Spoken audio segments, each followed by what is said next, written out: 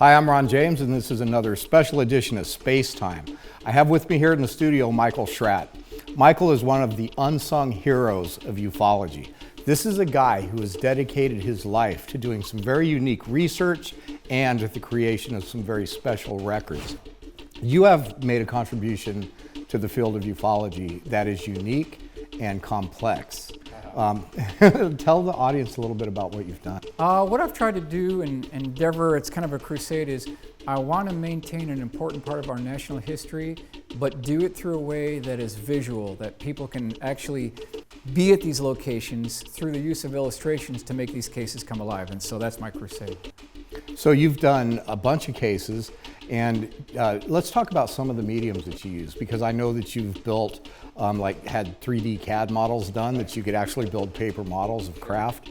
I know that you've done a lot of from simple to super complex illustrations. Some of them you've commissioned and some of them you've done yourself. How many cases have you done? Well, there's 302 binders and counting at this point. And within those, there's, I don't know, hundreds, thousands of cases perhaps. So there's enough material to keep on going to the next ice age. And the way I created these were basically, once you get the research done and you have a sketch that's really rough and pencil sketch that might be 50 years old, we wanted to bring it up to modern day standards. So a SolidWorks model was created. From there, a drawing was made, kind of a 3D. And if it was a point where it was beyond my capabilities, I commissioned the artwork. And then if it was something that had relatively simple angles, then I went ahead and built a 3D cardstock model that you can print out and actually build. Now, you've got some binders right there to your right. Can you just bring one of those up and set it here? Sure. I want people to get kind of an idea of the scope of your work. So this is a typical binder right here. And there's enough firepower in that binder to pretty much destroy any UFO cover-up. And they're all documented, they're all referenced, they all have the testimony, the sketches. It's not like something I just pulled out. It's actual boots on the ground research that's referenced. And you say you've got almost 300 of these? There's a lot of them, yes. I mean, that's an incredible body of work. Correct. And you've gone through these cases, you've selected the ones that you think deserve the most attention, and then done whatever you can with the resources To make it come alive, yes. Correct. So what makes you decide to use a certain case? It has to have at least 3 criteria. It has to have a drawing, a sketch, and illustration. It has to have at least a 3-page report, and then it has to have a flight page report as well. When you put that all together, I'll take that case. Wow. The 2022 MUFON International Symposium is on. This year, we're in Denver, Colorado, July 7th through 10th. What role has the media played in rolling out or hiding the truth? What does a UFO reality mean to the future of humanity? What does it mean to you? If you care about the UFO topic, you need to be at the 2022 MUFON International Symposium, July 7th through 10th at the Downtown Sheraton in Denver, Colorado. So what do you do for your day job? I work within the defense industry. Okay. Yep. So, you've done a few conferences and stuff where Sure. you've talked about some of the technology, and have you ever had conflicts with your work? Basically, I'm going to stick to my historical UFO cases, and that's what I'm going to do. There's a deeper story there that's pretty interesting, and I think that's probably the best decision that you can make.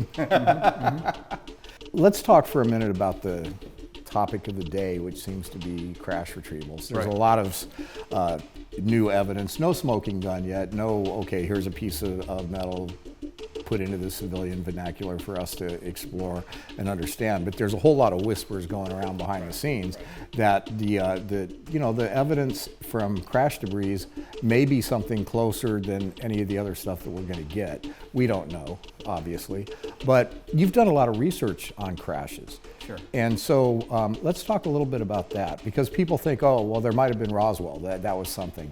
But from what you told me earlier, there's well over 100 that were documented by other researchers that you have then followed up on and expanded on. Let's talk about rumored crashes, and then let's talk about the ones that seem to have the best body of whatever evidence we have. Okay. So looking within the Leonard Stringfield collection, and that's 85 3-ring binders, there were approximately 119 alleged crash retrieval cases. Now, we can't prove all of them. We just can't. It's impossible. Are some of them hoaxes? Probably, without a doubt. But you can't discount all of them because a lot of these cross-correlate. And so it appears in 2022 that we're inching forward to something. I want to ask you, do you feel we're going to see anything significant in 2022? I think that we're going to see a few more drops of the slow drip, drip, drip of disclosure. Right. I don't think we're going to have anything super explosive unless somebody like you or me or somebody in the civilian realm is able to actually dig something up that's concrete. These guys are going to hold on to this information until the last possible minute. That's true. Whatever it is that's governing what's going to cause that last minute. I've got my own theories. But no, I think 2022 is going to be relatively uneventful. Okay, so you talked about crash Except for retrieval. my movie. Ah, I see, okay. Why don't we investigate Roswell and we'll try to make it come alive through the use of illustrations. You cool with that? Yeah. Okay, good. So I brought along some of our drawings here, and we'll break it down basically one by one here. So we're going to start over here. When we talk about Roswell, we're not talking about one specific event. There are, in point of fact, 4 events as well, total.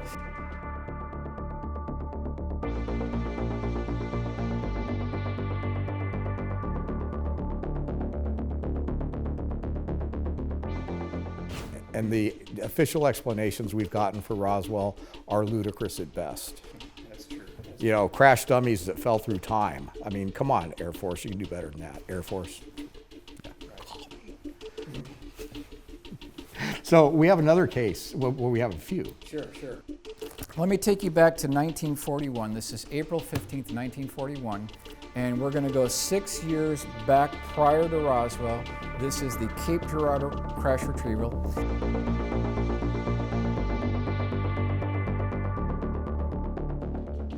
It is March 25th, 1948, Aztec, New Mexico, approximately 16 miles east of town.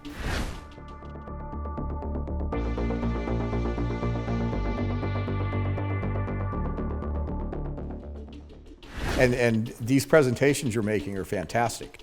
So yeah, I could sit here until we run out of electricity. I just don't think we can discount all these witnesses. I think there is a truth running through the tapestry of all these stories. There absolutely is. So what's next for you with this? Well, I've got my book here. My YouTube channel is growing subscribers, and I'm going to continue on that. And we're going to keep on doing illustrations and basically maintain an important part of our national history by making these cases come alive through the use of illustrations. That's the goal.